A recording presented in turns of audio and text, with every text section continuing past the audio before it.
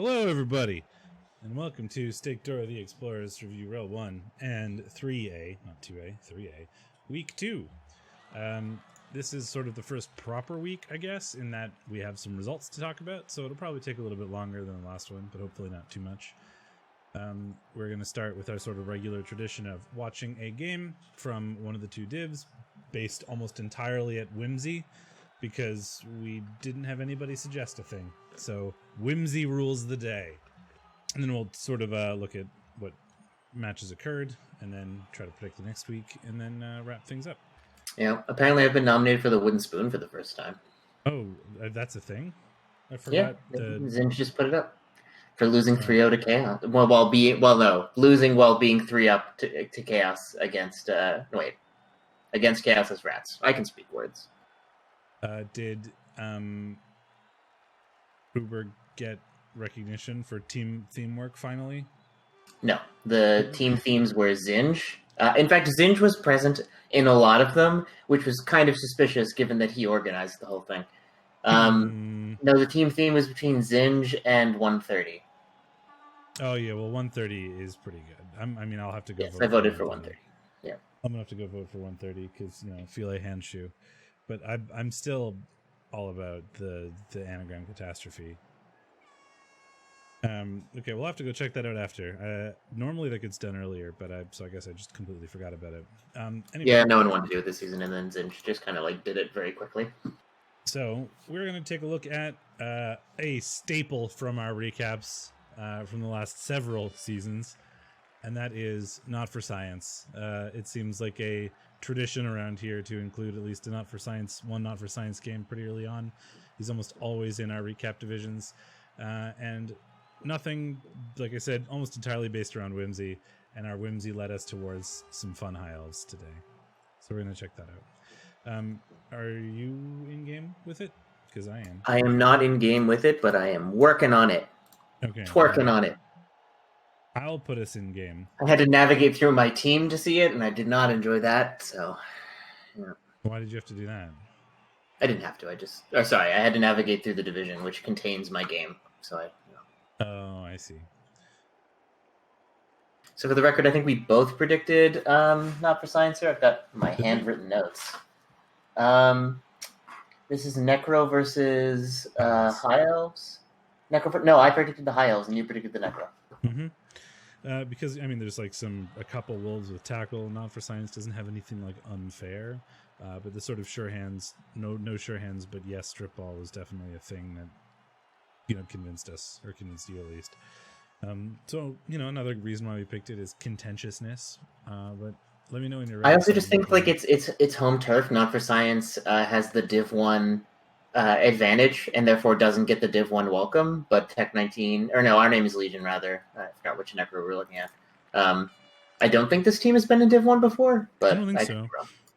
It's definitely been in Div 2s before, because we've watched it before. But yep. Anyway, I am now in game and ready to go. 3, 2, 1, play! That was very aggressive, and I liked it. It was very aggressive.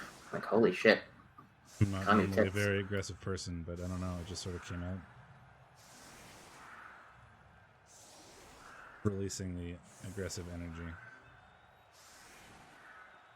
I like the little dance of the setup, flesh golems in. No, flesh golems back where they were before. That's fine. You put your flesh golems in and you shake them up. Don't shake flesh golems around. I don't think they like that very much. That's how you get punched in the face by a big, meaty, stand-firm boy. Now, so Not for Science on offense first. I imagine he's probably going to quick score. I think that's what the sort of common wisdom would be here, right? Given that you have that strip ball player, you'd really like to get on defense with as many of your players alive as possible. And there's a couple Mighty Blow kicking around, so you probably want to, get that out of the way and not have to take too many hits while you're scoring. Yeah, it's not terrible, but usually with elves you want to go on defense first while you have all the players. It's not really required for you to have 11 to score. So no, yeah, exactly. So but scoring is not as easy in this matchup as it is in some others, simply because The wolves. Necro can get more in your face. There's those wolves, and then we also have the diving tackle stand firm white, who's like surprisingly annoying. But we'll definitely see like scoring threats, right? Here's a little bit of a screen. Here's a scoring threat. Respond to this. You know, you have to deal with this, or I score. Like, enjoy, right?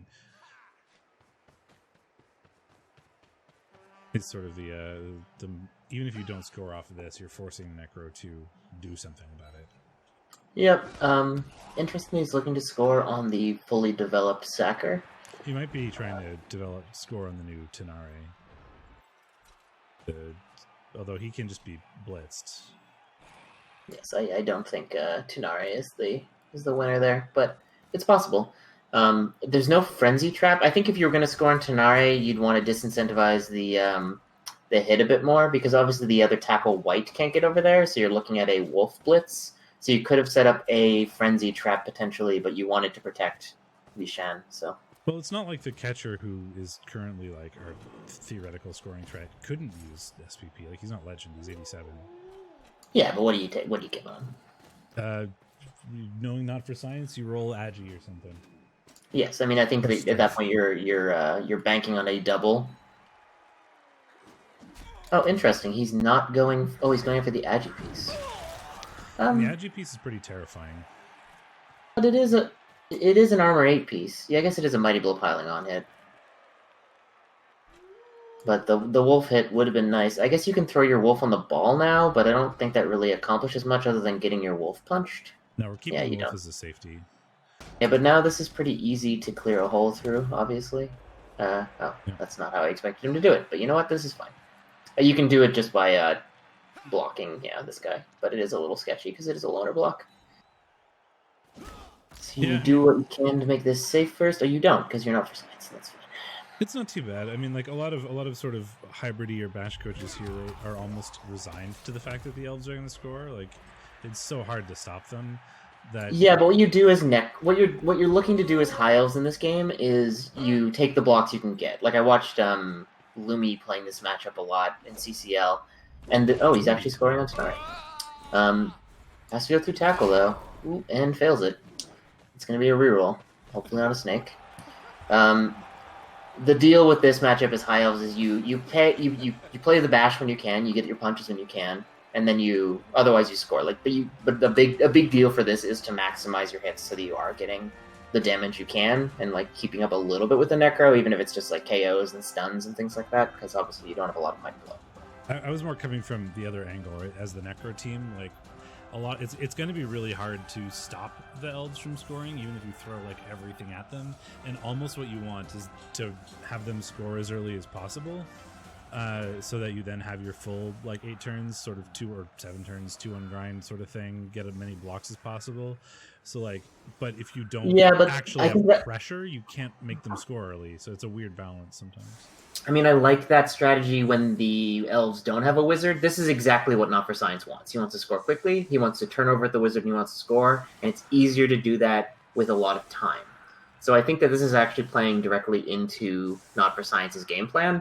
I think if he had double screened off there, which he had the capacity to do without basing up, he could have made things a little bit harder for the elves without overcommitting too much, because the pieces at the back of the screen would have been his fastest pieces. But yeah, I mean, it's fine. This is not like a bad thing, certainly. It's just also not ideal. It's a really hard balance to strike as the non-elf team, right? Trying to get them to score early enough while also allowing yourself some time and figuring out which is the best based on the matchup is hard. And yeah, we're recapping week 1 or pre-capping week 2, however you want to look at that. We labeled last week 1, so this one is labeled week 2.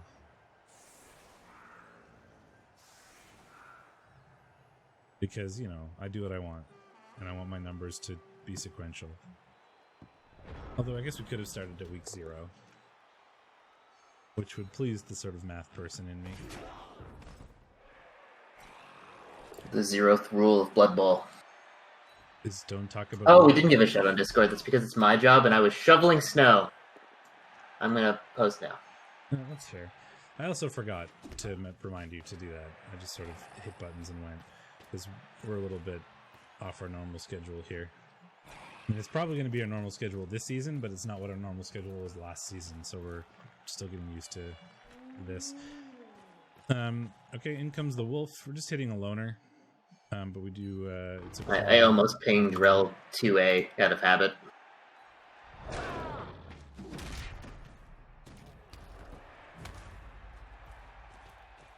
Just a stun on that loner. Not able to like target a more valuable player, so we just sort of took the mighty blow hit that we could get, which I think makes sense. You know, there's no bench for Not for Science, so just pretty much any time you can claw mighty blow a high elf, I think you should. It's better if you can pick one of the really good elves, but you don't always have that option.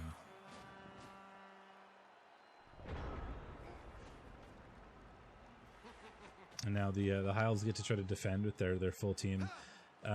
This is a little scary for Our Name is Legion. He's gonna have to be very safe, especially with those flesh golems and stuff, the guard pieces.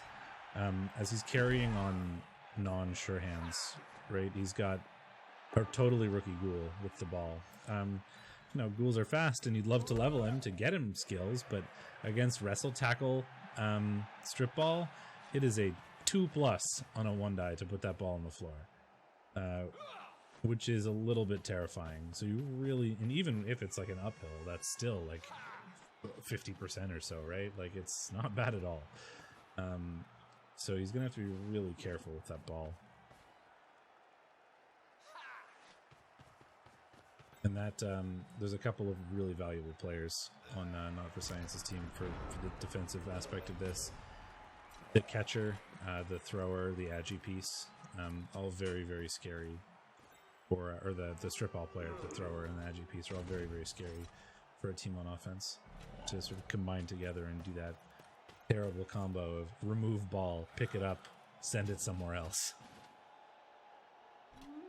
I know you don't care about my snow, but it's raining here, and Montreal has rickety-ass infrastructure, and my decks were piled with hundreds and hundreds of pounds of snow, so I was like, I should probably do something about that. So here I am. Did you type the wrong game in the Discord? I don't think so. Why? Because MySpace says he thought we were watching his game. Oh, that's because we were like, if he wins, we're watching this, and then I lied to him. So that's just... Oh, I see. I forgot we said that. You know, literally, the moment the recap ends, everything I've said vanishes from my brain. I forgot to change my pitch again. It still says Challengers Cup for Season 15, which it definitely isn't. Yes, fun fact, we are liars, MySpace. Also, I heard that your game was kind of one-sided, and people were like a tiny bit sour about it, so... But you induced Brick, which I really wanted to see, and then Shadorra was all like, nah, people were sour about it. We shouldn't watch that one. I was like, fine, ruin my fun. I like Brick. I need to fix the pitch. I'm going to have to remember to do that before next week.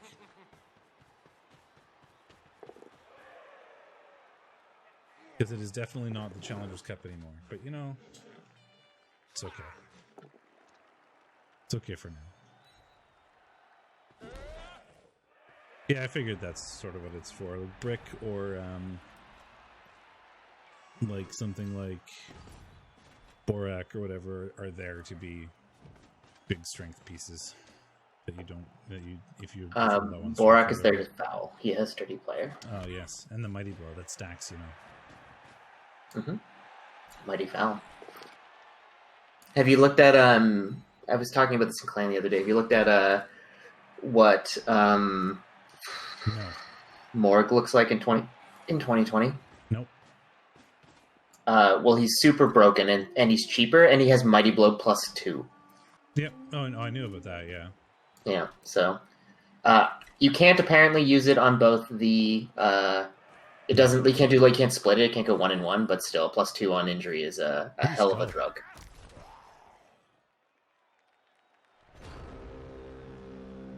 Well, in 2020, the rules are all super different about how the Mighty Blow interacts with stuff, like, you know, all that kind of thing anyway. So I haven't read them yet. I'm really just banking on that taking a while. So. Oh, I also really haven't read them People, like, during all the leaks and stuff months and months ago, people were all like talking about them and what was great and what was broken, and I was like, I don't care. So I'll figure it out when it matters, and just didn't pay attention to any of it. There we Ball go. goes down to the ground. Sort of what we expected to happen at some point. I mean, with that wrestle tackle strip ball player, it is a 2+ on a 1 die to take it off of Steven Gobert. Well, that was a red die, and it is a 3+ leap. So. Yeah, well, I mean, that's still not bad. Like a red die on with all successes, but it's don't roll a skull on 2 dice. And this is the exact combo. The dream scatter. Yep, I was like, hey man, it's really scary when there's this agi piece, or like when there's a catcher, that thrower, and this wrestle guy on the field, because they're gonna take the ball from you, pick it up, and throw it somewhere else. And that exact thing just happened. I was like, this is terrible, and it's really annoying when this happens. And the elves do the exact thing 1 turn later. Like, oh, okay. But I mean, that is how they win this, so I'm not blaming them in any way. I think it's funny that I said that, and then the next turn it happens. Get a sip of tea while we wait. Unfortunately, it is not caffeinated tea, which is displeasing, but we don't have any, because I am exhausted.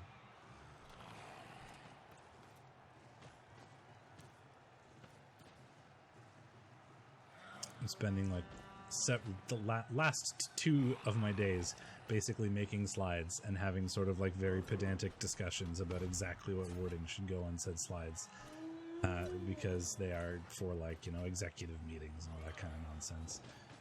That is the joy of the wizard. Sometimes is it forces your opponent. Well, it doesn't force your opponents. Your opponents feel pressured to make weird cages. Vishen is predictably getting the boot. Oh, absolutely. I would given that I lost the ball there, I would dedicate my entire turn to fouling that player. Like, I'm not doing anything else useful other than hitting him, because I'm not catching a tackle hit on the killer. Yeah, generally what we do is we watch 1 game from the last week. We try to rotate between 1 and 3A. Generally, it'll end up being sort of playoff relevant games the further we get into the season, but for the first half, it'll probably be whatever strikes our whimsy, or if somebody sort of suggests something that would be interesting to look at. And then we'll do our, like, you know, review and prediction quickly.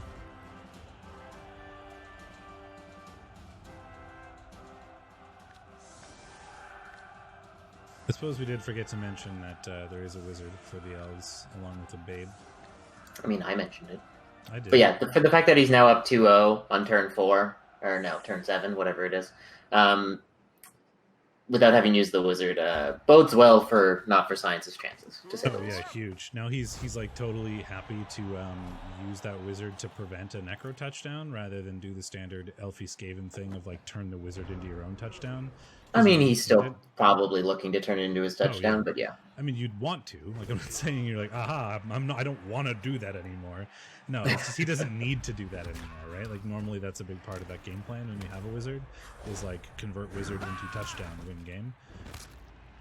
But now he's converted. He doesn't need to turn the wizard into a touchdown. So if he needs to, he can use that wizard defensively. Piling on player, drawing second blood. Loner's not having a good time here. I was going to say first blood, and then I remembered that there's already a cast. It was Rambo, second blood. Yeah, the underappreciated knockoff.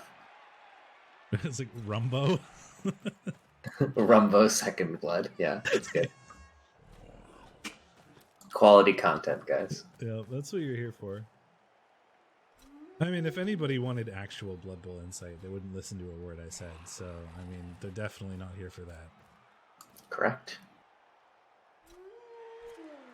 Yeah, so we get to do like weird cage things because we're trying to defend. It's a, you know, a catch-22, right? Because like, if you're over scared of fireballs, you don't make a full cage. But without making a full cage, you make it very easy for that wrestle strip ball guy to just go in. This is why I just bait fireballs. Oh yeah, me too. And by bait, I mean forget my opponent has them until it's too late. and then claim that it was baiting afterwards, so that I look like less of an idiot. If I were a GW design star player, which pair of mismatched skills would I have? I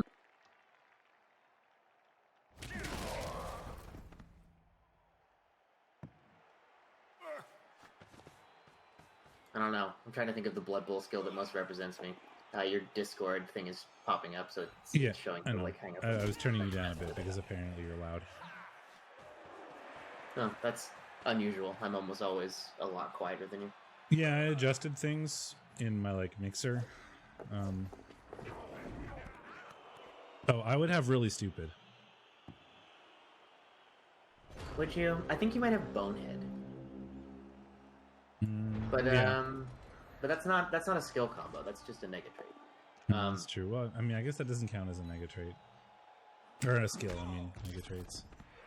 I was thinking sneaky get for me too, but I needed the combo. Like useless, like mathematically terrible. That seems like a skill I would have. If you all missed it at the start of the stream that I forgot to announce, I've been nominated for a wooden spoon, so you should all go vote for me. It's nice to win something, and it certainly can't be Blood Bowl games, so... I feel like I would have, stand firm, and then something, totally not relevant to stand firm. Like, pro. Could you have stand firm sidestep? I don't think you can have them both at the same time, can you? Oh, you can. You just choose which one, right? I feel like I would have, stand firm pro. Stand firm sidestep leap would be pretty funny. Stand firm and fend. Yeah.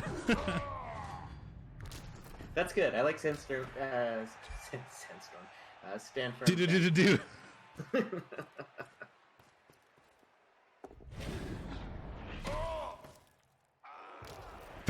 There he goes. That's what we needed to happen 6 turns ago. But the damage is already done. Plus he's okay. So, it's fine. Oh, he appled him. Fucking Not for Science is a mad lad. He really, really is. I'm going to fix this. I think this is probably the better way to do it. An unbelievably mad lad. I'm going to show the Discord thing a little bit again while I change your volume. I think it'll be okay. Sacred Blue.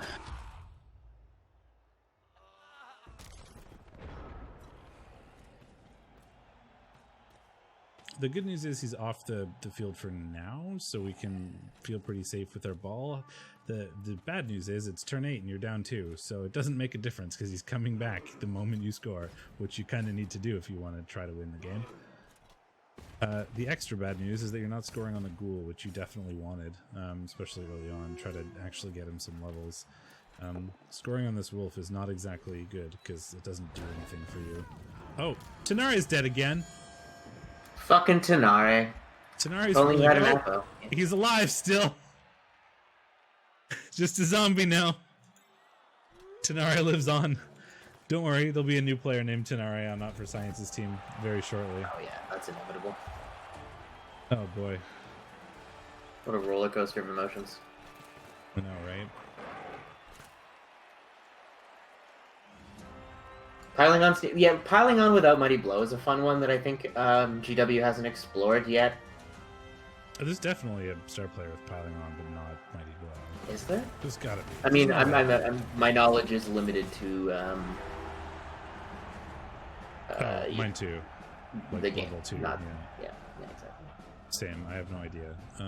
But I'd be very surprised if it wasn't, or at least something with that isn't just standard piling on Mighty Blow Claw. There's probably piling on tackle or something like that.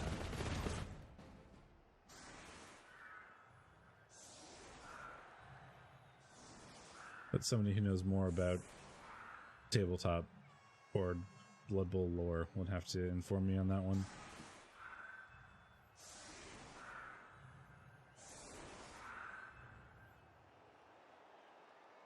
Well, now we get to go into the second drive for the Necro.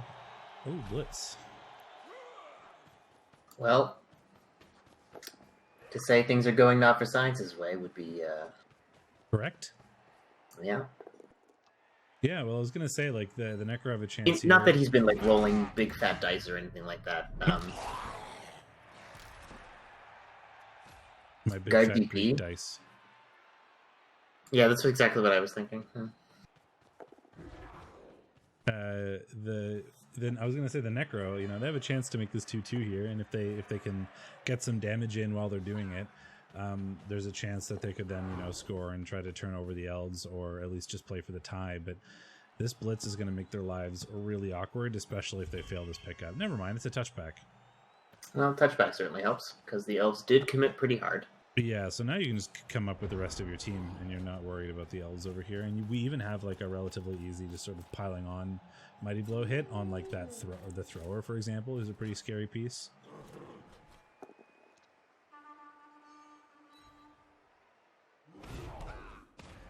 Easy. I like the very clearly MS painted mouse. Yep. Elves starting to rack up some damage, but yeah, 3 out now. Not going to be in a good position to use the wizard next turn, I don't think. They don't really have a relevant recovery threat. No, the Agi 5 guy is the main piece for that, and he's pretty off to the side at this point. He's sidelined.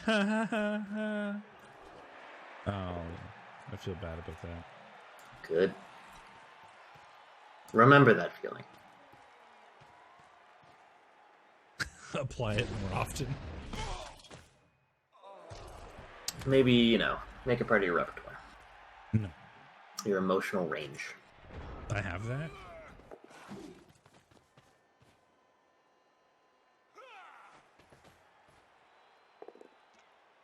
The nice thing, so like once the players start to go away for the elves, right, and they just have less players available, stuff like the flesh golems start to become more and more useful because they just have to commit so many of their like remaining players to do something to them, right? You know, 3 players to get a 2-die, which they want to do because stand firm. If you only have 5 players on the field, that's a big chunk of your team that is not capable of doing something else. And so you'll see that, you know, like when you're playing against elves that are sort of doing this, right, backing up and screening, which it looks like Versailles is going to start doing, just trying to get that strength in there to force them to have to either roll dice or commit most of their players to moving it, can really gain you a lot of ground that you normally wouldn't gain otherwise. That's true. We haven't seen the diving tackle white really do anything yet. Give him time. Well, I mean, especially given now that we're in this area where there's quite a few less elves, putting that, just marking up that diving tackle on some elves is probably not a bad idea, just to try to force turnovers, given that the elves are going to... You have enough players to make it so the elves will have to start their turn with dice rolls. Might as well make one of them a diving tackle. But we probably also want him protecting that cage corner, although leap makes that less important. There's another one, Lord Nathaniel Meyer, who is not as much of a... Jimmy Fowlin, who has Dirty Player, very appropriately gets sent off at the cost of another elf. Wow, there's the fireball.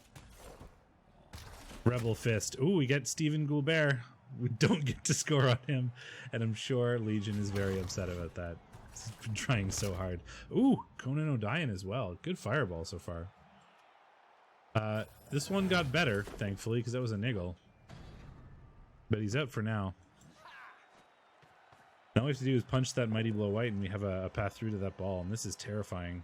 We very well may be able to do the turn a wizard into a touchdown. Well, 3 removals in a turn. Feels good, you know? Yeah, that was quite a thing. We removed a wolf, a ghoul, and a white. So, like, not only 3 removals, but 3 positionals against a team that is very, like, positional dependent is crazy good. Or very bad, depending on what perspective you're looking at it from, I suppose. I would be displeased if I were the Necro coach. Like, displeased. Yeah, you know, Not very a much. less than ideal turn, I think you could say. I feel like Not for Science could have made this screen a little bit better. Could he? It's like Yeah, one of their elves. that elf could have just come down, couldn't he have? Why didn't he do that? Oh, the one that's just on the line standing there. I don't know. Yeah, that elf could have completed the screen. Was it time? I didn't actually see if time was running out. Well, you can't because there's no timer. Given that we're watching a replay. Yeah, correct. Well, I'm going to try a 2-die of my own. We do find it, what with the tackle and all. And there's another one out. That's What good with thrower. the tackle? I'll tell Not you the what. only thrower? Oh, well, magnet hands. So it's fine. Vishan is the only player that matters on this team. We've all said it. Well, the thrower is good too. Wasn't Vishan the a lino for a while? Who was the lino he really loved? Oh no, that was on I'm thinking of that Wood Elf team. On Archangel's team, he had a lino that was built kind of similarly as a sacker. Oh yeah, I don't remember the lino's name, but there were like 3 players on that team. Yes, one of but them. people were like, "Oh man, I can't believe Archangel hasn't rerolled yet." I'm like, he'll reroll when that lino does. It's his favorite. And then not only did he didn't re-roll, he just took a break from playing Blood Bowl. Yeah. That's how important that lino is. It also had a strength 5 catcher, and it had a really good natural 1-turner with Juggernaut. Yeah, I forget what that player's name was. That was Tenaria, wasn't it? Was it? Oh, it was the OG Tenaria, you're right, yeah. But then there's the strength 2 player. There was the old Lord Nathaniel Meyer, which is just a human blitzer with Mighty Blow and piling on. He was Mighty Blow piling on Juggernaut. He had rolled 3 doubles. And he had an Agi Bust, obviously. Yeah. Oh, he snaked speed dodge. Well, we get a chance to we still get a chance to tie then. With how speedy that wolf is, we can make it all the way up the field. It may be hard. We're going to have to sort of starch it quite a lot, I think. We're going to have to starch it. Well, it's going to be very potato-y. Oh, dub spells. Snake for a snake. Given the sort of 3-player removal that just occurred and the fact that, his players mostly left are zombies and flesh golems. No, I mean, if you roll a dub spell on your first block of the turn, spoilers, he's going to fail this pickup. Oh, yeah. I'd be very surprised if he doesn't. The odds of him failing this pickup have gone to 100%. He just rolled a 6. Whatever. He's gonna have to keep this werewolf very potato-y if he wants to get up there. And now I guess his decision is: do we aim for the tie or the win? And I feel like I would probably play for a tie here, but I'm also too safe sometimes. I do like that he put the white on the ball to stop the Agi 5 from picking up, which seems Why not ambitious. put the white on the Agi 5? I agree. Hey, finds the double bow. But we fail to pick up there. Oh, he gets it this time. Never mind. My question about how you play this is over because you don't have the ball anymore. Yeah. Oh, the diving tackle white is out. That's the one that got KO'd. That's why. But putting on the ball doesn't do anything because it's still a 2+. Not for science, just throw in 3+. Well, I mean, might as well. I mean, as long as he can stall this out for a turn, even if he doesn't score, he probably wins. So he just anything you can do to make it more complicated for the Necro is just good here. Like another double skull. 2 turns in a row where we've started our turn with a double skull.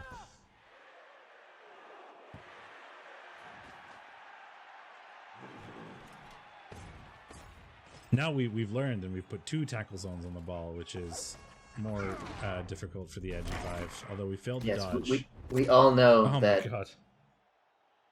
Not for Science is unwilling to roll a 3+.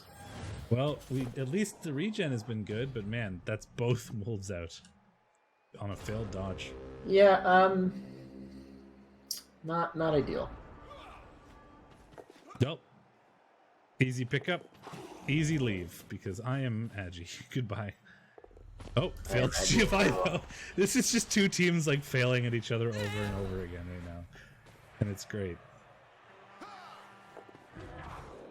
Doesn't score. Okay, so we've had to burn the reroll to not fail that, but it's fine because there's 2 turns left. We have no rerolls, and there's nothing Necro can do. I mean, what are the Necro have no wolves? What are they going to do about this? Absolutely nothing. This game is distinctly over.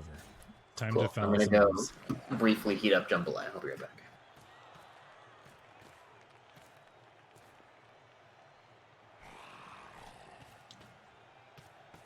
I love the zombie animations. Zombies are such good players. Like, look how wiggly they are.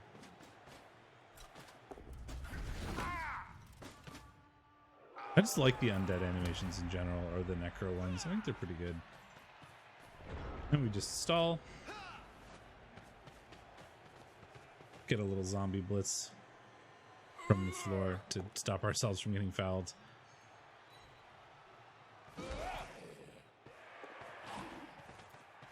Run away. Catchers are expensive. Oh, gonna foul again. Well, we're gonna roll GFIs. Well, we have a reroll, so it's fine. Bonk. Put the elf down, and now we will probably stomp on the catcher. However, we have no dirty player anymore. So you didn't use the kick. The kick guy at least has a foot on his icon, right? That clearly is almost as good as dirty player. It's also a foot. Should use the kick.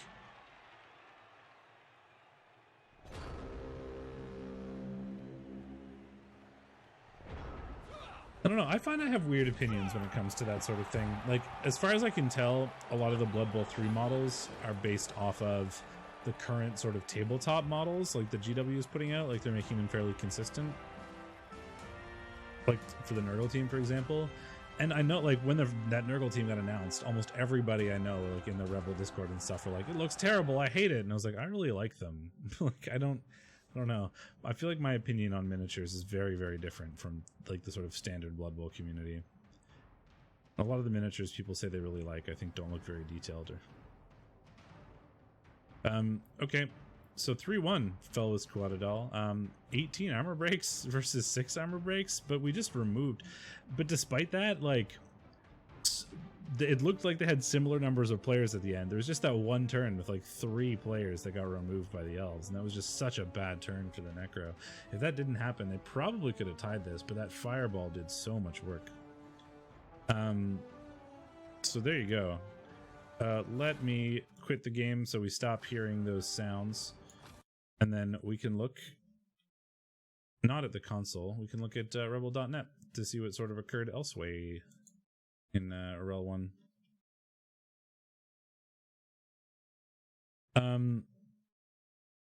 You know, that's fair. I think that's probably a fair statement.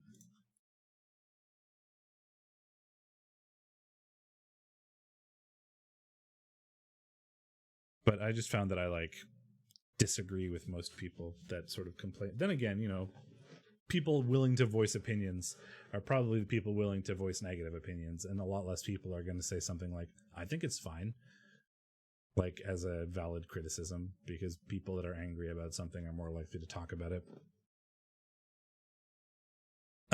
Okay, so first we had Deadbeat X's and Practice Makes Permanent, Elsod and Det Monkey. Necro and Orcs. I think we thought this was going to be pretty good for the Orcs, just given the strength and guard. Like, it's going to make it hard for the Necro to sort of push through, even with some of their really good players. But it looks like the Necro just kept up on removals, right? So 9 armor breaks on both sides, which is kind of weird. You know, the Orcs with 52 blocks and 9 armor breaks doesn't seem like a whole lot. But the Necro suffered 1 KO and 6 Kaz, so I guess the fouling was certainly on point then, or these armor breaks were very effective. Then the Necro did 2 KOs to the Orcs and 4 Kaz as well. So like the Necro being able to keep up on removals is really, I think, what the story of this is going to be. The Orcs sort of win this by bullying and make it difficult for the Necro to accomplish very much, even with their good players. But if you can remove some of that strength or remove some of that guard, or at least not fall behind, then you can utilize those sort of high movement and the agi pieces to get stuff done, because there just aren't any orcs in the way, which I feel like is probably a big story for this. Anything scary? Skip's leg day got a broken skull, which doesn't really make sense with the naming scheme, I guess. Or maybe he tried to, do some other exercises and drop the weights on his head or something. MNG zombie and a broken necked. So Agi busted zombie, but who really cares? He's a zombie. Doesn't matter what his agility is. Normally I'd probably wait for Shadorra before going through these, but I don't have unlimited time, so I will continue without him. Barbecue's pit crew and ordinary elves. This one we thought would be pretty interesting too, because it's the sort of like 3 elf team that gets to get a boatload of inducements, and Holing is definitely very used to playing like that, and is very good at it, especially, and he has the right players for it too, right? We've got the strip ball strength war dancer, and we've got the sort of like agi recovery catcher. We've got our ball carrying sort of war dancer, and like these 3 players plus a lot of inducements can get basically anything done that you want. They did end up tying. Only 26 blocks for Barbecue's pit crew, so the elves either doing a lot of dodging or a lot of dying. And given that there were 21 armor breaks from those 26 blocks, a lot of dying feels reasonable. They suffered 4 KOs and 5 Kaz as 9 removals. They would have probably had a couple extra players. So it looks like they had Eldril for 1, and it looks like they also just got another lineman to bring them up to the 13. Dead lineman. All the injuries were on loners. This lineman with wrestle died, which is very much in the sort of elf vein of like, I have 3 players that I care about and everyone else is technically expendable until they start getting levels. So this elf died, better than one of the other ones. This one got badly hurt, so he's fine. He'll be back in the next one. MVP going to a loner, but they probably will. The 1 TD coming from Glorfindel, the war dancer. The Kaz are spread out all over the place. We got a couple levels from Barbecue's pit crew here. Beef brisket and baby back ribs have picked up levels. So beef brisket doesn't look like we've taken the level there, and baby back ribs got claw. So there's another claw mighty blowchore for the Div 1 folks to deal with. Enjoy. Have fun. Now there's 3 on this team. But looks like Beef Brisket hasn't picked up that level yet, so it might be something exciting, or maybe he just hasn't been able to decide what he wants to take yet. And nothing for the elves. 1-1 tie. Let's talk about this while Shadorra isn't here. 6-1. I watched this on stream for about the first 3 turns, and even then it was looking pretty favored. It was, I think, only like 1-0 or something at the time.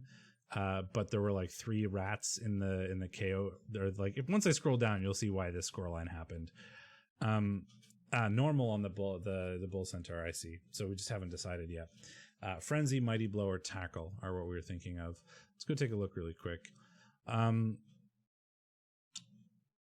mean, all of those are good options, and I don't play Chorfs enough to really give you a choice, but the break tackle makes him very useful to be able to, do things, not get marked up or whatever. So something like Tackle or Frenzy is certainly not bad, but Mighty Blow helps him level faster. I was just about to talk about your game. Good timing. Well, there's not a lot to talk about. I mean, it was like 99th percentile bad. I just saw, like, I watched saying that I watched the first couple turns, and even then there were already like 3 rats in the Kaz box and like 1 sent off, I think. And given that you didn't, I mean, I ran out of decisions to make around like turn 3 or 4. Like it was that sort of a game. I had 3 players from turn 9 onwards. Yeah, so there were 3 touchdowns on a blitzer, and on a Skaven team. If the blitzer scores 3 times, you know that the game is very heavily in control of that Skaven team, because they can afford to just give it to that player and not have to worry about it. No, I mean, at some point, Fed stopped beating up my players because he was worried I would legally concede, and he wanted to run up the score. Like, that's the sort of game we were dealing with. So, Yeah, something about that sits weird with me.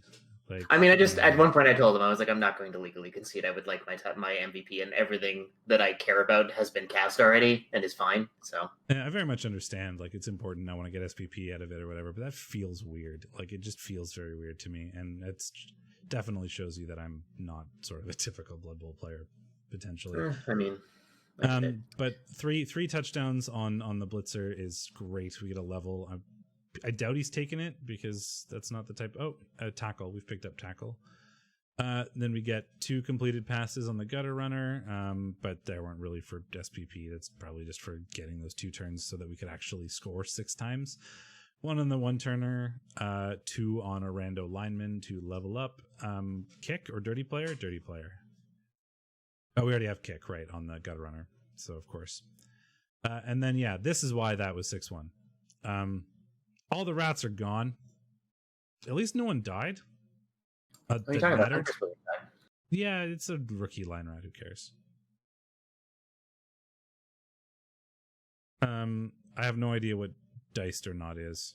It's like it like tries to analyze variance over the course of the game. It's weird and kind of anyway. Yeah, and the MVP on the dead person. It was funny because I was going through the end of the game and it was like offering me all the loaners to hire, and I was expecting one of them to have the MVP. No. I was like, oh, okay, none of them have it. That's good. And I looked at the MVP and I was like, great. Yeah, well, BMO is MNG, which is kind of annoying. And so BMO, and I think though I'm going against Chorfs who have a Bull Centaur with sure hands, so BMO is going to be less useful than he normally is. But like BMO is always very useful. So Marvelous Creatures and Rat United Legends 3-2 for Soul of Dragon's Fire and the Dark Elves.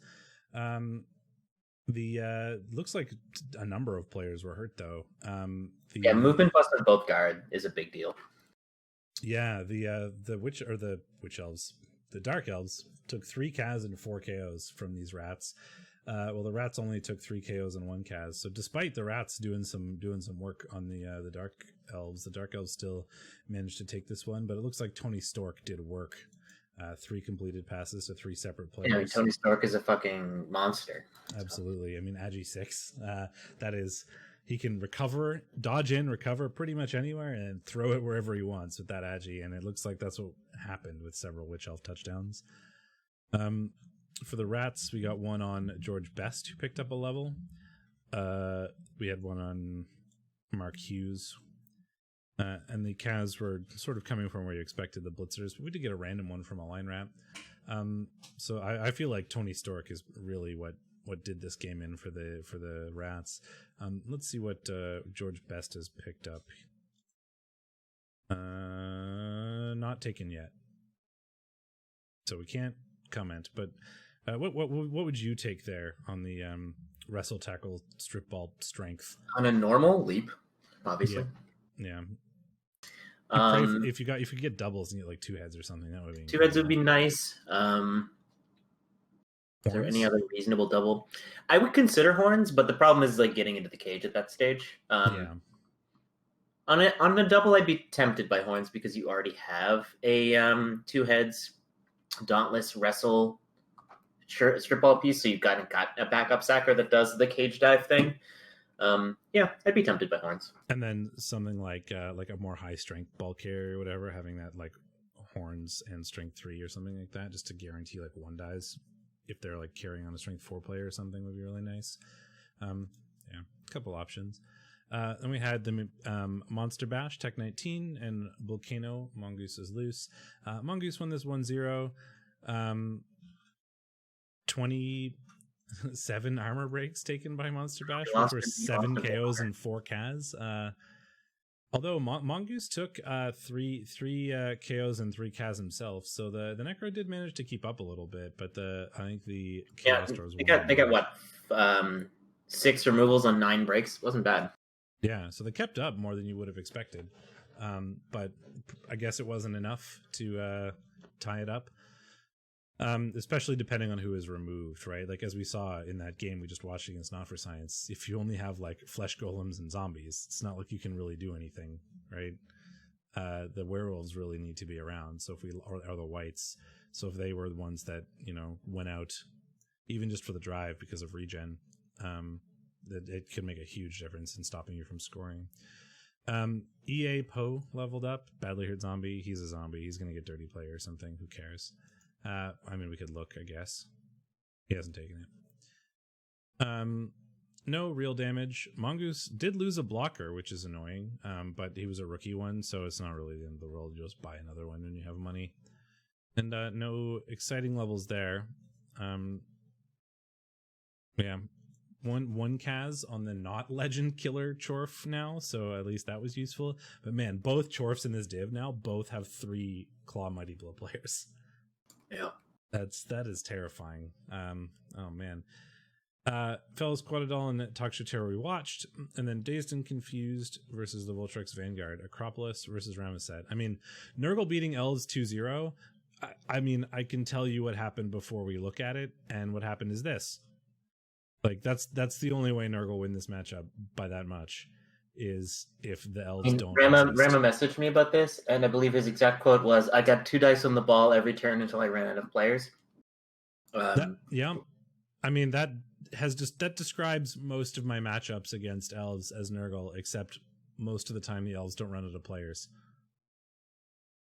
But the way Nurgle win this 2-0 is if the Elves just don't have any players to do anything with. And yeah, I mean, there you go. Eldril got sidelined with armor bust. At least they're all badly hurts. I mean, 7 Kaz and 4 KOs suffered is the entire team, right? Like this team basically got pitch cleared. And the badly hurts on stuff like the strength of the Agi players, like what are you going to do? Like you just have rookie linos. We did get a level up on the lineman here, Whitehawk, who has picked up Wrestle, and we have a level on the rookie Pestigore, Jody Kramer, just picked up Strength. Hello. I haven't seen a Strength Pestigore in a long time. Not because like it's not good, but because you just since the days of the vampire Pestigores. Yeah, you see like I've seen like Strength Beast of Nurgle like we have here. Oh my god. And like Strength Warriors, but it's been a long time since I've seen a new Strength Pestigore, especially early on, because that gives you a lot of choice. It's hard to protect it is the problem. Like Nurgle already can be stretched a little thin on that front. But Div 1 also isn't very killy. So if Jody Kramer can level up, it's going to be a real terror once it is block. Strength 5 in the Blitz. It's a good damn thing. But well, especially as an early level, right? Like GSM access players and have so many options to build them. You can do a lot of different things, right? Like look how different these 3 players are. And having strength early on, just you can basically plan out exactly what you want to take. I mean, I think I'd make him into a guard roadblock. Yeah, based on what other players you'd have, I think that's a reasonable choice. Because you've already got the frenzy piece, so like block guard, stand firm seems good to me. But I'm also like a pitch control. Like I'm just a lizard coach, so I just want everything to have guard, block, stand firm. Your lizard brain. I mean, we don't have like a real sacker. Like you could try to but strength 4 wrestle just feels bad. Don't need a sacker really. Yeah, strength 4 wrestle is weird. I mean, it's helpful. I wouldn't say they don't need one, but it's generally a standard Pestigore. Yeah, like having a wrestle tackle Pestigore is fine, and I think that's a good thing to have. I don't think you need. I mean, I would probably you don't have very much. Oh, he already has 2 tackle. Never mind. Yeah, I don't know. We'll see what he does with it. Finns versus Elsod, Rat United Legends versus the Necro. Let's predict things. So we've got 1610 Rats and 1800 Necro. Rats generally don't really like Necro very much. They don't. These are probably the least broken rats in the division, though. So, and we do have a movement 9 ghoul with sure hands, which is yeah. Well, the rats are going to have a wizard, which is obviously where Finns wants to be. Yes. The wrestle or the sort of ball hawks are not going to be as good. Versus that ghoul, he's just as fast as them, so he can get pretty far away if needed. There's the sure hands that exists as well. I mean, you're gonna have to hope that you bolt him to death, really. And there's gonna be a lot of fouling coming up from the dirty players, I would imagine. Yeah, but the one thing that this team doesn't have is Mighty Blow and Tackle on the same player, and it doesn't have Mighty Blow and Tackle on a wolf. Yes, it has Mighty Blow, but not Tackle. Yeah, for sure. And the Mighty Blow wolf is pretty easy to tie down at Agi 2. You're not going to be able to throw a 4+, even with a built-in reroll, very casually. So Yeah, normally I'd feel pretty good about Necro in this sort of situation, but given those things and the fact that Finns gets a wizard, I'm a Finns little more doesn't have rat favored. flop, but you never want to try to out attrition Necro anyway, especially with a team like Rats, where you're inherently fragile and you're looking to pick things off more than win an outright bash fest. If either of those no, goes down, I'm getting fouled. Neither team has a bench actually. No, but I mean, Deadbeat X's could get one pretty easily. They're over 150k anyway, so like buying a zombie is probably not a terrible idea. They need to buy 2 zombies. They only have 10. They need to buy 2 zombies. They only have 10 players. 1, 2, 3, 4, 5, 6, 7, 8, 9, 10. So Finn could buy a line rat to get rid of a loner. I don't. Yeah, I mean, I think I would at this point. He's got 200k, nothing to spend it on. Well, I think I would take the rats here. Yeah, if that wolf was built differently, I might have something else to say, but I think Finn's has probably got this. All right, you versus Mongoose. You get like 700k or 600 and something. So I have 2 gutter runners. I have both of my blitzers, and I have no bench. Yep, against 3. But I get like an insane amount of money. I haven't thought about this match enough yet.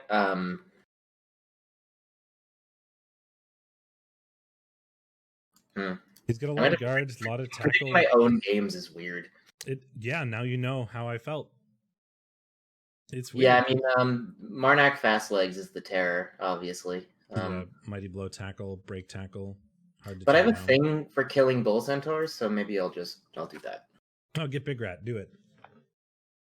Big rat or no balls. Yeah, definitely gonna get big rat. I mean, you're gonna get like a wizard. You're gonna get probably like some star players or like just linos to make sure you have a full team. So stuff like Glart is incredible here, I think. And then Skitter just having another gutter runner really. I think the big deal is not having BMO though. Like Princess Bubblegum is still incredible, but I don't think you're going to have a very easy time other than the wizard getting the ball off the Chorfs. Yeah, but it's Chorfs. You only need to do the wizard. Yeah, that's true. You do only need to do it once, really. Well, I'm going to spite you and take the Chaos Dwarfs, though. That's fine. I think I can win this one. Elves! Those Quadadal and Ordinary Elves. Neither of them really get inducements because they're both 1,500 or 14 something. So High Elves versus Wood Elves. I just, given that the Wood Elves have like slightly more unfair players, I really feel that like Wood Elves are probably my choice here. This is a very quick one. It's 4 players versus 4 players. The Wood Elves get the shit kicked out of them is the other thing because they have no armor. That is true, but they have the like strip ball strength 4 piece, right? Even if they don't.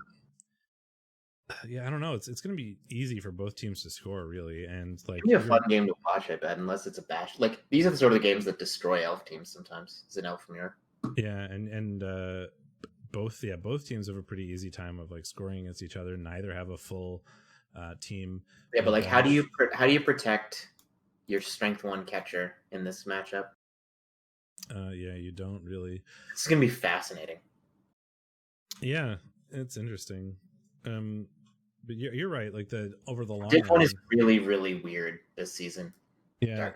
Normally, it's way more like 2.2k Nurgle teams. Like the Childs last longer potentially because they have more armor, but the Wood Elves are faster. They've got that strength piece. They have really like faster. The High Elves have just as many movement 8 pieces. Yeah, but all the loners are going to be movement 7 versus movement 6. Mm-hmm. That's true. I believe in not for science. I want Holing because just contrarianism. Ramaset and Debt Monkey, Voltrex Vanguard, and Practice Makes Permanent. 1720 High Elves, 17 like 50 orcs just because he's got money.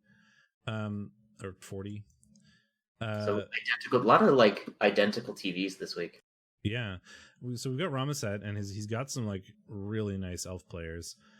Movement 9, strength 4 in particular is pretty crazy here, along with 2 edge Oh, and 5s. who needs kneecaps is down, and that's a big piece. It's the movement up, frenzy, mighty blow, juggernaut. He's also missing his sure hands thrower. Oh, okay, yeah, never mind. The GG. Orcs lose. I mean, they could just utterly remove, like Debt Monkey could do Debt Monkey things. They just utterly remove. Well, there's no strip ball on the. Yeah, but it doesn't matter. Like that much like loss of reliability. Like at any point, Ramesset's just going to take this ball away. It doesn't need strip ball.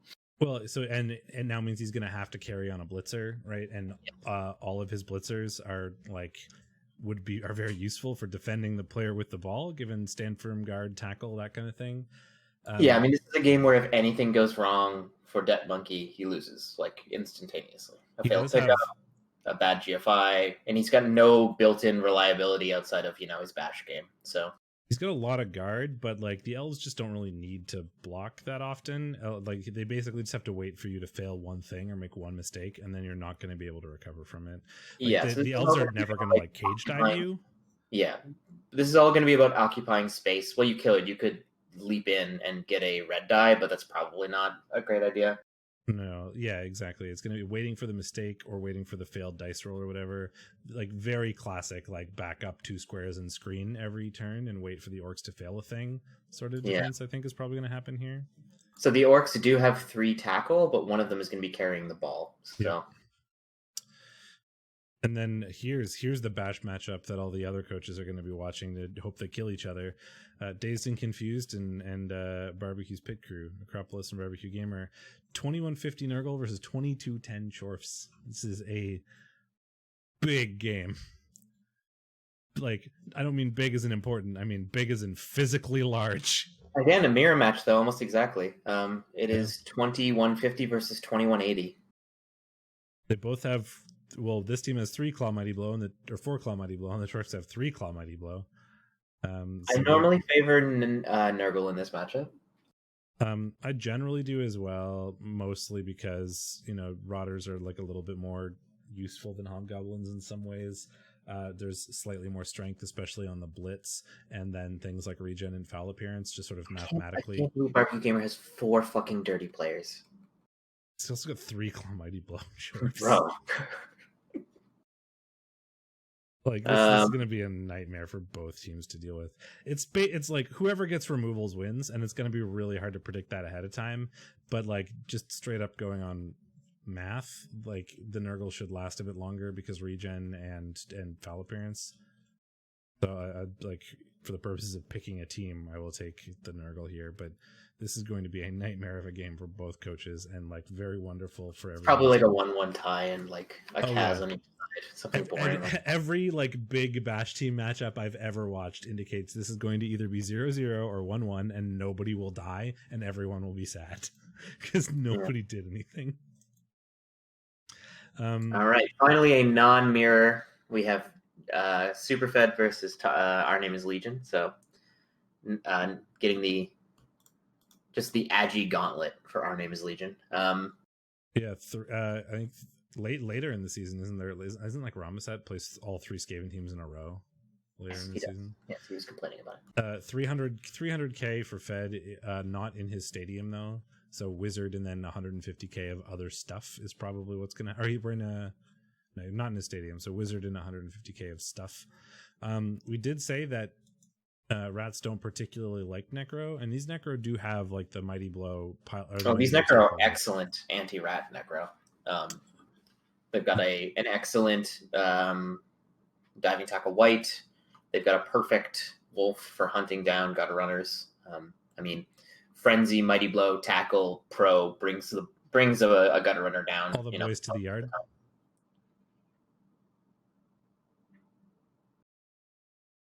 Just gonna let that sit there. Yeah, we're just gonna really let that stew.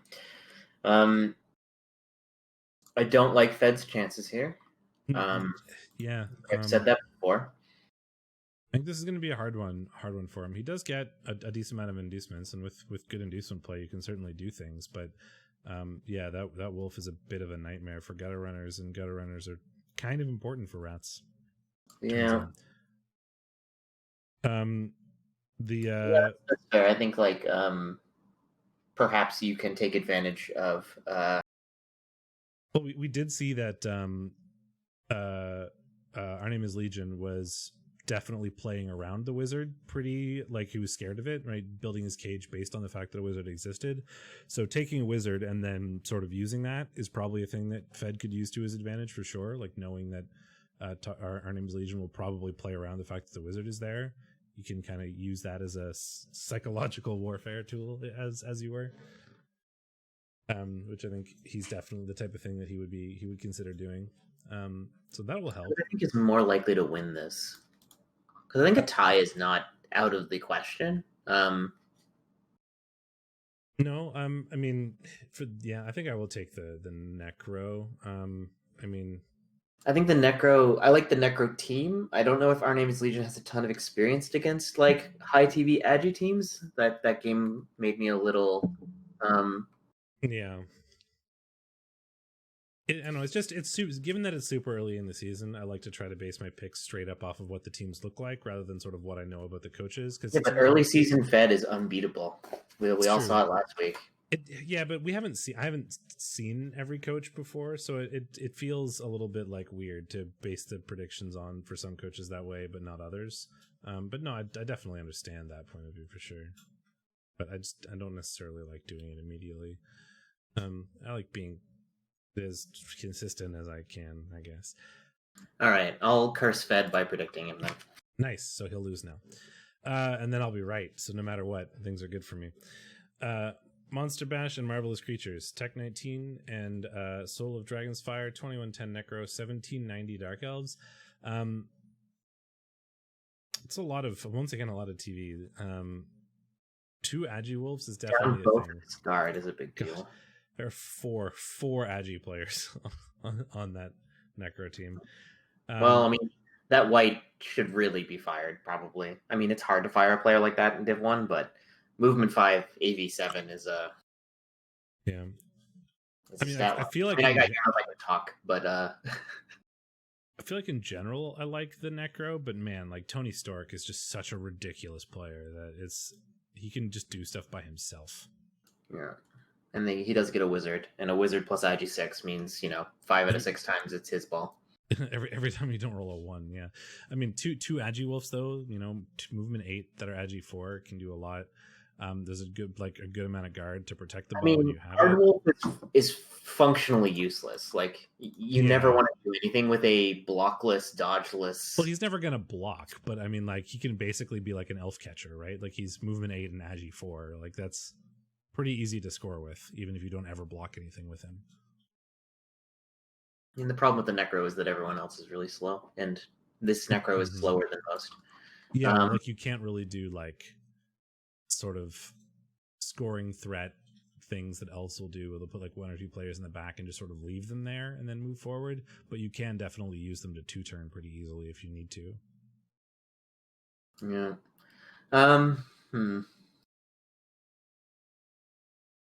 Yeah. Wrestle tackle. Is there a sure hands on the Necro? There is not. So I'm going to take the elves.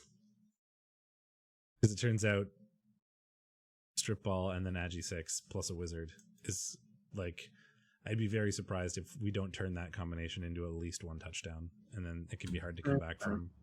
All right, I'll take that bet, and that I will believe you. Okay, so let's move on to 3. I mean, we can look. Here's the score for REL 1 so far. Some people have wins, some people have losses, 2 people have ties. It's not terribly exciting. It'll change a lot as it goes on. The big thing is Fed's 5 TD differential, like after 1 game. Yeah. I mean, mostly I was just waiting for the calls of collusion. Oh yeah. But I wouldn't collude with Fed. Nope. It's important to have standards. Only collude with people you respect. Is that what you're saying? I only cheat when my heart's in it. That's not where my heart is, but it's fine. All right. So Dance Monkeys, Rise of T-Man, and the Cathartic Carnivores, and Negatron. We had Kislev and Necro. 2-1 for the Necro, but I mean, it looks like the Necro just removed the Kislev in sort of ways that matter. The Kislev just suffering 4 Kaz and 2 KOs. Yeah, both blitzers, the good lino, and a rookie. Yeah, I mean, Kislev without blitzers and basically one relevant catcher is going to be a tough game to play. Too, or dodges. Like, only 2 of them are from blocks. Yeah, foul. Well, I mean, yeah, that's true. Zombies are likely to foul, but there's no dirty player there. It's so weird doing Div 3 instead of Div 2, because like you jump down and all of a sudden the teams look so much smaller from REL 1, and you're like, man, these people don't have a lot, but like really they do for Div 3. No, I mean Div 3 is often quite large. Like we just have a pretty small div. So there you go. The Necro take that one. There's no levels anywhere, no actual real damage, although we are missing our good lino and one of our blitzers for the next game, and that's the leveled blitzer. So Kislev inducements getting slibly. Yeah, we're gonna have a hard time. Like, not a whole lot of reliability, right? Like your next game, you're gonna have exactly one player with block, which is slibly is scary. Extremely reliable, and he has block. I'll be there. Yeah, he's movement 7, block stand firm. He will be there, or he'll get removed block 1. In my experience, it's really one of the two. Oh god, that's the Halifax sketch, right? Like Halifax is extremely reliable. I'll be there. Then we had Gazgul and Troxbirds, the Sleeping Souls, and Goatwork Orange 1-1. We thought the Norse would win this one. We did. I should go back and actually look at the scores in the other ones because I haven't been paying attention. But I mean, I don't even have the document made. I feel like the prediction competition is kind of devolved to the point of like. Yeah, it's scoring for me and you, but I should probably actually score me and you. Oh, I see. I mean, it's mostly lip service. Does anybody really care which one of us is Wonder Twin A? I do. Okay, well, you can be Wonder Twin A forever then. No, don't really you have to cry. You have to pry it from your cold, dead hands, or it's not worth anything. I see. You only want it because I can't have it. Is that victory through suffering? If it's not 0 sum, then I don't care. Oh, I see. Okay. Well, you can have it then, which ruins it for you, I guess. Similar number of armor breaks, right? 17 and 16. But you know, unsurprisingly, the Chaos got probably a bit more in terms of removals, with three Kaz suffered by the Norse, 1 KO versus 2 KOs and 1 Kaz. Although there is like similar amounts of Mighty Blow, but the Norse are armor 7, obviously, so it's not surprising that they took a bit more damage. None of it super relevant. It's all badly hurts, but even during the game, wasn't on important players. And we kept up at least some with the Beastman removal, so we're probably not down players too much at any point. And you know, sort of standard 1-1 draw between 2 pretty punchy teams, and that they both scored on their own drive and then defended or couldn't convert that extra one. We did get a level on Rum Punch though for Troxbirds, so we can take a look at that. And we have Strip Ball. So there you go. Wrestle, Tackle, Strip Ball. We've got the full gambit of. So in Div 1, I started by losing 2 points. I'm -2, and you lost 4 points. Sweet. Good start. I was looking at the results come in this week, and I was like, we were wrong every single time. Yeah, we normally suck pretty early on in the season and then figure it out as we get going. Yeah. And we did predict the Necro would beat the Kislev. We predicted the Norse would win, but that's a tie. And then you're on the Lizard and Elves. Yes. The Lizards won, which I don't think we expected. No, we predicted the Elves. Yeah, because the Lizards didn't have any skinks, right? They had one that was actually on their team, and that one did get injured, frankly. It got MNG'd. So we're going into our next game with exactly 0 non-loner skinks.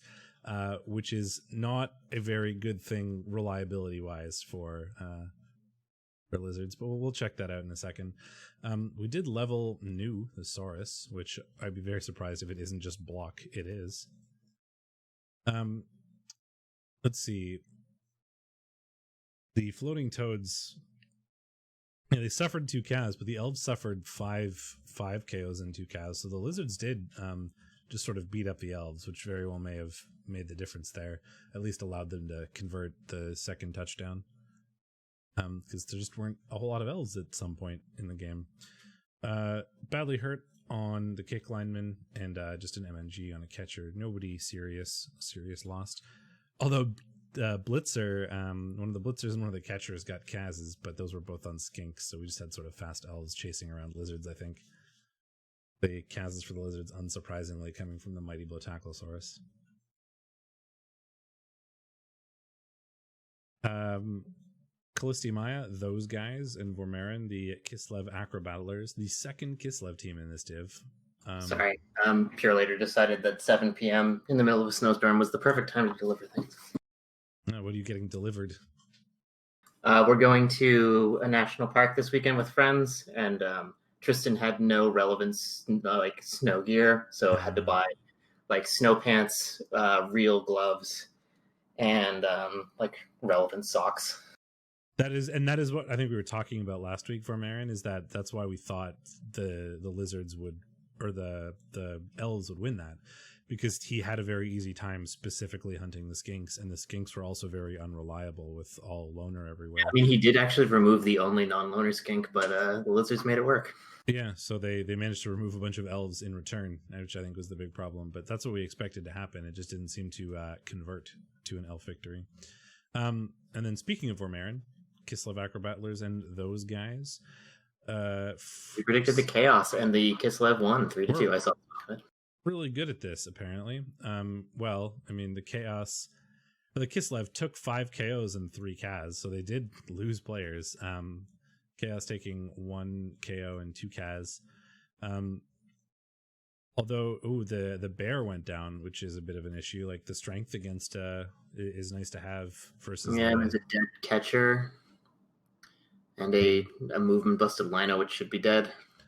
Wrestle, tackle, kick. Kick is hard to give up even if he's movement busted. Yeah. At least until you get kick on another lineman or something. Kick and this movement catcher is just such a good combination. I think it's hard to give up that kick until you can get another one elsewhere. The bear going down. So is that a movement 10 catch? I always think Kislev catchers are movement 8, but they're actually shadier than that, and they're movement 7. Yeah. I mean, if they're movement 8, that they might actually be a good team, but well, they're Agi 4, which is the big thing for like a human team that has a decent amount of like strength access and stuff, right? Yeah, for sure. You'd never print a movement 8 Agi 4 piece. That would be unconscionable. Yeah, high elves, or Skaven. Yeah, it's not going to work out. Yeah, but they're strength 2. But so are these. The catchers are also strength 2 for Kislev. They are, yeah, and elves are not. So Agi 4 leap, very long legs though is quite a thing. Yes. Anyway. Kislev aren't meant to be tier 1. Not particularly, no, but they're fun, and there's 2 in this div, and vampires, and I am excited. So the bash went as expected, but did not turn into a win. And then we have Bulls on Charade versus Charade. Yeah, the Kislev scored a lot there, which is interesting. Versus Radioactive Frogs. Chorfs versus Rats. Why do I not have this predicted? I just didn't write this one down. Cool. Yeah. Good start. Me. Well, let's see. The Skaven suffered 5 Kaz and 3 KOs, which is a lot of removals. And then the Chaos Dwarves suffered 2 Kaz and 4 KOs, which is also a lot for Chaos Dwarves versus Skaven. I suppose there are... We both predicted against him, so we were once again wrong, I think. Nice. There were 2 Claw, Glart and our lineman with Claw that we laughed about because he's such a funny player and I love him. But neither of them did the things, it seems, because the Kaz came from the Blitzer here. It was on a Hobgoblin, it seems, though, so that is the Armor 7, which makes sense. I'm sure a lot of the KOs came from stuff like Glart or that Claw lineman, because Claw without Mighty Blow on Armor 9 and Armor 9 Chorf is pretty KO likely versus anything else. The thrower got a niggle, which is a little bit annoying, given that he's... I will remember Jasper's choices in the future. Then we had the Gutter Runner, just an MNG. The 2 heads wrestle piece, MNG, is a bit annoying. And we did level Venom Vermin, and we also leveled Zac de la Rocchia at Rage Against the Machine, but I mean, it's Bulls on Parade, so of course it is. You also said that you don't watch recaps. Everyone's a liar. Yeah, everyone's a liar. And then what was the one from here? Break tackle on the Bull Centaur is what we picked up, which makes sense given that he's Blodge. It's a good two MVP. block break tackle Bull Centaurs is the dream. Yeah. So Jasper's not too mad about that game. Nothing bad happened. He did lose, but he hurt some elves. Certainly did. And by elves you mean rats. So no, he didn't. Or whatever. Here's some rats, and the rats won. 2-0.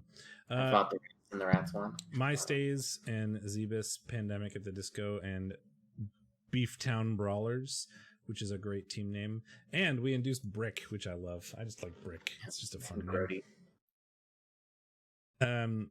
So we got, let's see, the dwarves. I mean, the dwarves only suffered 2 Kaz and 1 KO, which doesn't really sound like a lot, given they're playing in Snurgle, and it really. Yeah, I mean, I only heard from Zebus, who was like, I couldn't quite tell if he was complaining about the dice or his play or both. It was unclear, but well, I mean, the Nurgle don't have any claws, so yeah. You don't really expect many removals, but we got a couple still. And more importantly, one of them is that runner, right? The Agi runner is a pretty big deal for the dwarves. Yeah. Another one is Mud Stump, who's just a blocker, but also a fun name. We did get our touch, so we got 1 completed pass and an MVP from Belgrim the runner. We couldn't manage to convert any sort of touchdowns. We got our 1 touchdown on King of the Clap, the Pestigore, who's picked up a level, along with Alright Syphilis, the one where Shadorra accidentally called him an elf, I think. So Alright Syphilis has got Stand Firm now, and King of the Clap has picked up Mighty Blow, which makes total sense given that he's got block already, and we don't have a blitzing killer Pestigore. But yeah, it was surprising, honestly. If any game this week was going to be a tie, I would have taken this one. So yeah, not getting that is surprising to me. And then from 2 till Can and the Lustrian Slayers, Hindies, vampires versus some lizards, and you just fucking what the fuck? This was one of the games that I was looking at. I was like, I don't know what to watch. Maybe I'll just go look at what the vampires did. And then I scrolled down and went, oh dear. Well, we'll look at that when we get to that game. But yep, this is what happened. Blow. Jesus fucking Christ. I think that explains this game pretty well. I mean, like at least Red was piling on, you know. The vampires made 26 blocks, and they got 7 Kaz and 2 KOs against lizards. Man, from playing lizards for so long, the sound of a Saurus being Kaz'd is just like implanted in my brain as a negative noise. It's just like the wow that they make is really traumatic. The Minecraft villager noise. No, it is. I mean, I just can't make lizard noises because I'm a human being. I mean, the skinks all died, but we all got injured, which is armor 7, makes sense, stunty. But we also got 3 removals in armor 9 Saurus. Just like in summary, Finn, yeah, we think you're gonna win again. So good luck. But yeah, like, man, poor Terrandal. Like, at least when you play vampires, like, it can be kind of frustrating because you're like, well, I need them to fail things sometimes, or it's going to be hard. And because vampires often beat themselves in some ways, right? When they fail stuff, or like they roll bloodlusts or whatever. And until that starts happening, sometimes it can be pretty hard, especially if they have reliability skills, because it's hard to defend against hypno gazes and strength 4, agi 4 stuff. But if they also just beat you to death, like, man, that's gotta feel bad.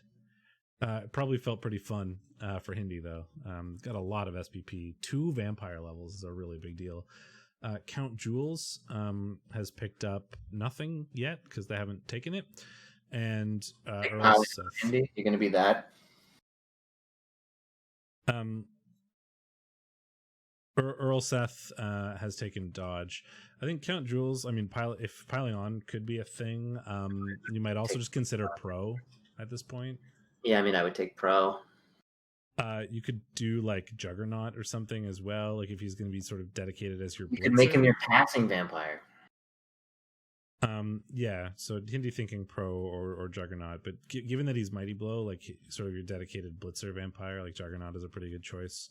Juggernaut's more appealing, but with vampires, like just having the reliability increase of a pro piece is so nice. Yeah, it's just like on average, it's going to save you X number Like of. the vampires are still going to betray you at every turn, but statistically they will do it less often. Yeah, well, most of the time, your blocks work because you could block. Most of the time, your dodges are fine because you've got a free reroll there. So the main thing that causes you problems now is Bloodlust, and now 50% of the time, you just hit that pro and you get a free, not have to worry about biting something afterwards. Well, and also just like not have to worry about using up your reroll earlier in the turn if like the bite isn't easy to pull off, things like that. Yeah, and there's all kinds of good uses for it. And even if you don't have a specific plan for him, just using the pro to not have to bite something, even if there's no other reason for it, just that is pretty worth it. Because you just save a bite, you can position him somewhere better. You don't have to put a thrall on the floor. Right? I think pro is really good, especially once you get you definitely don't take it until it's your fourth skill on most vampires, but having it is just really handy. Oh man, you see, I don't know if you saw this, but Lumi, I think accidentally, but also thoroughly slammed Hindi in the Discord the other day. I did not. Firestorm picked up block this Saurus, by the way. Nice. Lumi was just kind of casually was yeah, there are no up and coming vampire teams in REL anymore. Such a excuse me? Excuse me? I saw that and I laughed really hard because Lumi didn't intend that as a slight, which makes it so much better. Yeah, Lumi doesn't really have a mean bone in his body. At least he doesn't have any bones in his robot body. That's true. His bones are made of metal. I know you thought it was really good. You were like, "Ow, ow, my heart." We lost a Bloxsaurus. We gained a Bloxsaurus and lost a Bloxsaurus, which is certainly annoying. But it's better than losing one of those other Saurus. We also lost the Agi Skink, which is really frustrating because Agi 5 or Agi 4 Stunty is such a miraculous thing. Yeah, absolutely miserable. Anyway, let's do predictions because we have 50 minutes until raid. So. Yeah, well, that's enough time. Dance Monkeys and Beeftown Brawlers. So we got the Dwarves 1850 versus 1430 Kislev. That are missing their better players, including one of their only players with block. I picked Dwarves. They get Slibbly. Does that change your opinion? Nope. Not even Slibbly can dig them out of this hole. But I thought this last week and I was wrong, so. Yeah, that's fair. I mean, it's just all the block is just going to be such a problem for the Kislev because they just have none. Right? The blocks are so unreliable, plus the unreliability of Kislev anyway, what with leaps everywhere. Yeah, I mean, I expect this to look like the Kislev team runs at the Dwarf team. We cut to a censored screen while the sound of a table saw runs, and then we come back to just a sea of Kislev parts. Yeah, that feels about right. But I don't know. Maybe the Rise of T-Man has the magic, Well, we'll see. I mean, we haven't really recapped Rise of T-Man before the season, so we don't know much about them. So it should be interesting to see, and maybe over a couple of weeks we'll learn what kind of player they are. We have Skaven versus the Lizards that got crushed by vampires, so they're missing skinks, both of their really good skinks. They're missing a Saurus. However, they're up against Skaven, so that's actually not the worst thing. But Dung still gets a ton of inducements, even with that Saurus out. That doesn't reduce anything. The rats are missing their thrower and they're missing their 2 heads wrestle piece. They still do have 2 gunner. This is the problem when you're playing Lizards, is that your replacement pieces are not actually a lot cheaper than Saurus. So, and they're hilariously worse. So. Yeah, that's what you need the Saurus to do for sure. So there are some interesting pieces on this team for fighting rats. There's 2 Mighty Blow Tackle. There's a Mighty Blow Frenzy. So there's going to be a good amount of and a block Sagor. So there's going to be a good amount of damage coming out onto the rats. Rats can't disengage, so Lizards getting a couple of extra Mighty Blow hits is very nice for them. Or can't easily disengage. Yeah, and the fact that they're all strength 4, right? They can either tie up 2 rats or all those rando blocks that they get when the rats can't escape are just 2 dies. Whereas a lot of other teams, they'd be 1, and people would be less likely to take them. Claw Rat, so Claw is strictly speaking better than Mighty Blow against EV9. So that is true, and we can induce Glart with like and a wizard with like all the more Gauntlet. Actually, no, he doesn't know. Gauntlet. He's just strength 4, which is better. Yeah. Big Rat versus the Goose. Yeah, Mongoose. Yeah, call him the Goose. I started doing it right now. Yeah, Mongoose is a wholesome soul. I was like, I'm gone all weekend, so I can't really play then. So I could play Sunday night, but I'd probably prefer to play another day. He's like, okay, well, I can move some stuff and play on Tuesday. And I was like, yeah, like maybe we can do that. And he's like, yeah. I don't want to like my wife has to put both kids to bed alone, but she's like understanding. I'm like, bro, it's fine. We can just play Sunday.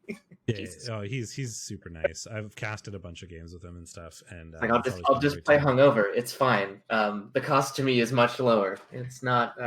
That's not something you need to do. Yeah, Mongoose is a very nice person, and I've always had a good time. I called him an accommodating bastard. I think that's your way of saying nice person. Yeah. I mean, it's a compliment. What do you think about this game? I think it's actually tougher than it looks. Yeah. If the Rats had like an unfair player, he could win it on the back of the Wizard. Do I trust Dung to play it well? That's a good question. Yeah, like I don't know Dung very well. Normally, you'd think that like the Wizard and some inducements would be pretty good with these Rats versus Lizards, but like you'd almost want like a really good Rat to back up that. Are you a shitter? Let me look at the record. Like a B tier shitter. Well, let's look at his record versus Lizards. He's never lost against Lizards. Rats tend to do pretty well versus Lizards. I mean, especially when they have Claw. It's week 1. Who cares? It doesn't matter who's winning the div. Christ, Callisti. The match record is broken for the Lizards. I don't know what happened there. It takes a minute to load sometimes. Well, it was just all zeros. Like he's never played a game, which I don't believe. Yeah, it does that, and then it loads eventually. Oh, does it? Okay. Yep. Oh, it's still not loading for me. He is 19, 11, and 28. And he has a record versus Rats. That's what I was interested in. He has only played 1 game and he lost it. Oh, well, let's... I don't like it, but I'm going to go with Rats. I like it. I think Rats are the favorite here. I mean, I think that the Mighty Blow could end it. It could be a non-game, but... Well, I think the Rats have a good shot. Do you think Hindi is going to remove Kislev from existence like he did to Lizards? So Kislev versus Vampire is a really weird matchup that I've had to do in Beer Hall a bunch of times. Can we watch this? Can I watch Kislev Vampire? I'm never going to watch Hindi play a game. Why not? I don't know. Standards, as discussed. I don't have any standards. Yeah, we can watch this game, sure. I'm into Vampires versus Kislev. I mean, I just want to watch that. I don't know if it's actually going to be interesting or not. Weirdly, the Kislev tend to play this very aggressively because they just try to outbash all the thralls. But well, yeah, because they've got block and a lot of tackle and stuff. Yeah. And there's their strength access right on the blitzers and stuff, but they're missing the bear. From a balance standpoint, because both of them hate being on offense. So yeah, it's a little bit weird. 2 strength 5 vampires though is a thing. Mighty Blow tackle on one of the vampires can do some work against the Kislev as well. Vampires though are kind of slow compared to like there's a couple. Well, we're missing one of the movement 7s, but we do have a movement 9. Movement 9. We get Slibley. Do we care? You probably get a wizard over Slibley. Yeah, I think that's true. I don't know. I would Slibley or Wizard Double Babe, something like that. The Kislev on the bench. The vampires can't possibly do that again, right? Oh, I expect Hindi to like full tier roll to first. Yeah, I think he's gonna win the div. I'm calling it now. All right. Well, I'll take. I'll take. He can do it again, right? Hindi will just kill this whole team as well. Let's take Hindi and be sad about it. I'm not taking Hindi. What are you talking about? Don't lump me in with you. I said me. That's my choice. You do what you want. We're like, and let's be sad about it. I don't know, whatever. It's fine. Well, I was doing the royal we, right? Like, I'll be sad about it. Like, referring to myself in the third person. Here We Fall and Pandemic at the Disco, 1650 High Elves, 1850 Nurgle. Good amount of money for Kislev or High Elves to have. That said, MySpace is extremely familiar with this matchup, in particular being on the other side of it. I think he mostly played Wood Elves, but yeah, he did mostly play Wood Elves. He's got one tackle, which is not a whole lot and can be pretty important in this matchup, although there isn't a whole lot of blodge. There's what, three blodge? In this game, there will be 4 blodge. Oh no, one of them doesn't have block, so 3. Yeah, 4 dodge then, I guess. Well, no, 5 dodge, 3 block. I like the elves still, frankly. I mean, Nurgle just really hate fast things, and there's a movement 8 and a movement 9 catcher. And they can just, if you're right in that MySpace has a lot of experience in this matchup as the elves, so hopefully can like mitigate that a little bit, but there's just quite literally nothing Nurgle can do with against movement 8, movement 9 if it moves its full distance, right? You just can't reach that. MySpace has never won against High Elves. He's also never lost, but he has tied twice. That is not unsurprising. I wouldn't be surprised by a tie here either, even if the Nurgle just kill the High Elves. Fall has still 75% of his games versus Nurgle. Has won? Yeah, Fall has. Yeah, I would take the High Elves here. I don't know. For the second week in a row, I'm gonna vote against MySpace, and if MySpace win this, I'm never going to vote against him again. I'm doing a Lumi rule here. Oh, I see. Goatwork Orange and Bulls on Charade. So here's the big punchy matchup of Div 3A is the Chaos Chorf that are like dead even in TV, 1970, 1980. So right, it's the guard and the claw that we care about. So the Chaos have 1, 2, 3, 4 guard and 1, 2 mighty blow. Claw mighty blow. But one of them is fucking movement 5 agi 2 niggle. So, and he doesn't have block. Jesus Christ! Can you kill Mimosa? I've never seen a player more that screamed like "kill me." There's 2 niggles for the Chaos on 2 niggles on an already fragile team, and then there are 3 claw mighty blow, 1 claw palm, and 1 just straight claw for the Chorf. So they've got a good amount of claw. They don't have a lot of guard. They're going to lose the bash matchup a little bit. Yeah, they've got basically the same amount of guard, but they'd have less strength. They have 1 fewer guard and less strength. Yeah. The bull's going to be hard to pin down. There's no claw mighty blow tackle for the Chaos. So they're not going to have an easy time stopping the bulls from just doing whatever they want. Yeah. And there we go. Rebel.net broke for a second. That's very white. Yeah. The other thing is the niggles, right? Like I think that the Chorfs are probably, even though they have less guard, but they have just as much removal, but the Chaos have like niggles and stuff. So if the Chorfs can target that and start that removal process, it'll continue because the players that are niggled are things like Claw.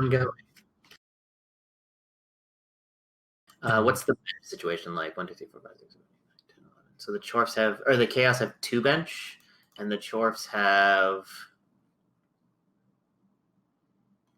3 bench. Yeah, I think the Chorfs win. Yeah, that's what I was getting at. Cathartic Carnivores and those guys. So we got Necro 1530 and 2000 Chaos. Megatron and Callisti Maya. Yeah. So Callisti has certainly has the kill. There is a claw piling on Mighty Blow jump up werewolf, but there's only 1 wolf. There's only 1 wolf. We can induce Cheney pretty easily. We're down, 400. 2 niggles is a bad thing to have going up against Chaos. Yeah, that niggled flesh golem is a massive target because strength and guard plus niggled and going against Claw Mighty Blow. Yeah. He's gonna get a wizard and Cheney. That is true. Although, Cheney just gives him 2 wolves again because we're missing 1. Yes, and Cheney is what? Strength 4, wrestle, catch. So yeah, the big deal is he's another wolf.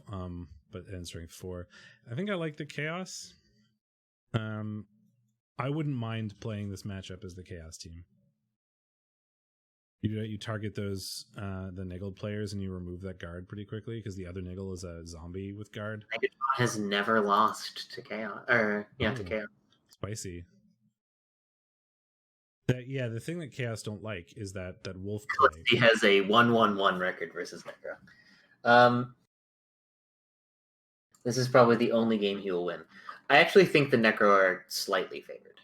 Okay, well, I'll take Callisti then. And then we have the Floating Toads and the Sleeping Souls. Scorpion and Gazgul. 1400 Norse, 1640 Lizards. The Norse have their team, minus all the loners. And the Lizards are missing their movement skink, but they have an Agi skink. Isn't that one dead, or is that the other one? Were there more than one Agi skink in this div? I don't care. It wasn't this team, no. Okay, so there's more one. There's also man, what are these skinks? Movement 9 Agi 4. Skinks get stats or they get fired. That's just the deal. Skinks get stats. So 200. It's a gutter runner now. Yeah. It's a stunty gutter runner, which, I mean, if gutter runners could take stunty, obviously they would. There aren't a lot of players, I think, that wouldn't take stunty. I think that Norse get outstrengthed and outblocked here, which mean they probably lose players, which makes it difficult. And then, man, that movement 9 Agi 4 skink is going to be this game is weird, right? So yeah, it really is. Norse. The thing about Norse is that every player matters, like in a way that is different from the Lizards in the Lizard sense, where they have no expendable players. Every player on the Norse team is a good, solid piece because of block. It's way less likely to be knocked down. Yeah. It's harder to target for things. So the Lizards are basically just gonna have to pray that they get good 55% blocks and cause damage. I think that Norse tend to do pretty well versus Lizards, even without the Yeti. Well, and it's more about the fact that they just don't have many other tools, right? Like it's just the TV difference, and I don't know if inducements make it up. Right? Like they have a wizard and a bribe, and for your DP. Well, that's true. I forgot he had a DP. The bribe definitely helps there. And the lizard, one of the lizards or the Saurus doesn't have block, and there is only one mighty blow, so it's not as I think the skink is the big problem though. The skink is a problem. I still like Norse here, but I understand if you want to. It's hard. I do like the Norse, but it's just Lizard team. Scorpion's got a good record. If there wasn't that skink, he only played them once and he tied. The Lizards or the Norse have played Lizards once and tied. In fact, they might have played each other. Who knows? If the Lizards didn't have that skink, I would take the Norse, I think 90% of the time here. But that skink makes it much harder decision for me. So let's take the Lizards so that we can have something fun, because I feel like you're taking the Norse. Yeah, sure. We've got a good amount of contentious picks this week, actually. No, well, it's more fun that way. Well, there you go. So right now we've got Dung leading the division, but by 1 touchdown differential. Some coaches have 1 win, some have 1 loss, and 2 have a tie. Hooray, exciting. Let's bring up the title screen. Thanks everybody for hanging out. That's been our week 2 preview or week 1 recap, sort of both combined. We'll be back next week for the same sort of thing. We'll watch a game from probably 3A, given that we watched 1 this week. And I feel like the Kislev Vampire is an early front runner for that, unless it goes incredibly one-sided or another game is very interesting. Do the same thing. Would you like to know how many points we lost in Div 2 or Div 3A? All of them? -4 each. Sweet. So we're doing awful. Hopefully we can catch up in our predictions. Oh no, I'm wrong. It's a -5 each because we were wrong about Dung too. Sweet, we're really good at this. Well, bear with us while we get our bearings. It's been a while since we've recapped. It is only week 2. I hope everyone's enjoying them so far, and I hope you continue to enjoy them as we produce them throughout the season. I have a blistering lead in the prediction competition with -7 to your -9. Oh, really far ahead there. We'll be back next week, same time on Wednesday for the next recap. And until then, I'm Steakmittens. And I'm Shadorra. And we will see you guys next week.